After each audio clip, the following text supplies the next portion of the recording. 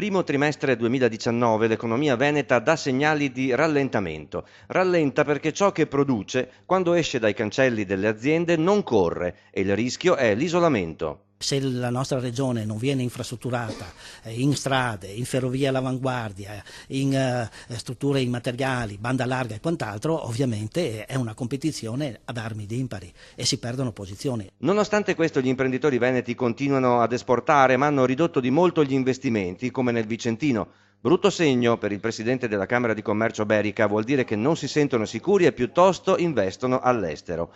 E gli investimenti pubblici? Ci sono fondi rilevanti che sono bloccate, semplicemente bloccate per problematiche burocratiche che si legano a problematiche politiche, che si legano a un non decisionismo e a una sostanziale inefficienza del nostro decisore pubblico. Un grande paese industriale come il nostro non può permettersi queste inefficienze, è veramente inaccettabile. Su 1800 km ne abbiamo solo 30 km di alta velocità cosa possiamo pretendere? Si deve pretendere di fermare il non decisionismo e l'inefficienza dello Stato, dicono in coro Zoccato e Pozza. Mettete nelle condizioni di lavorare, di operare e saremo sempre con il numero positivo, con il PIL avanti.